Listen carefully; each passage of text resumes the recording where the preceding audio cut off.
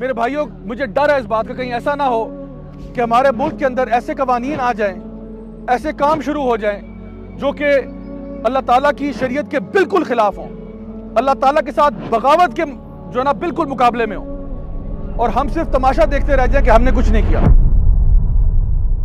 तो हम तो सिर्फ ये कह रहे हैं कि ऐसी फिल्में फिर क्यों पाकिस्तान में आए जो कौम लूत के फेल की तरगीब दे रही हैं कि भाई ये भी तो एक मोहब्बत है, मर्द को मर्द से मोहब्बत होगी तो क्या हुआ।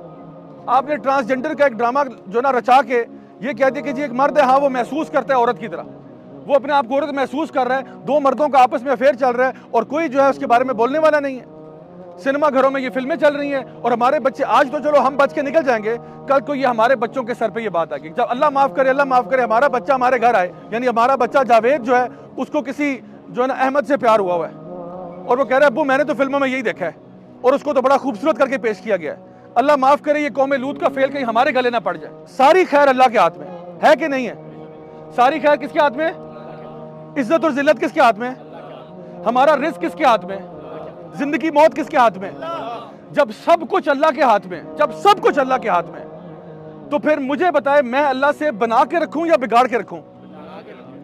मैं कितना बड़ा बेवकूफ होऊंगा, मैं कितना बड़ा जाहिल होऊंगा कि मैं अपने रब ताला से बिगाड़ रहा हूं।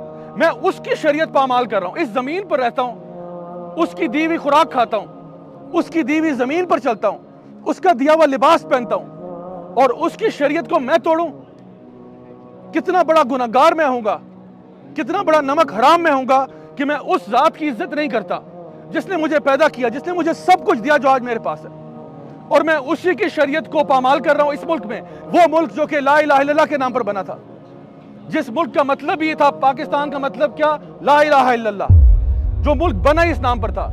हमारे बुजुर्गों ने अपनी जानें कुर्बान की है इसलिए कि मुसलमानों को एक खित्ता मिल जाए। चले पूरी दुनिया में आपने हमजद बरसी करनी है, करो हमारी भला से, करो और लो अल्लाह का अज़ाब, हमें तुम्हारे से कुछ लेना देना नहीं है, लेकिन कम अज कम हमारे इस मुल्क के पाकिस्तान में ये गंद नहीं होगा, हमारे मुल्क के पाकिस्तान में ये नहीं होना चाहिए।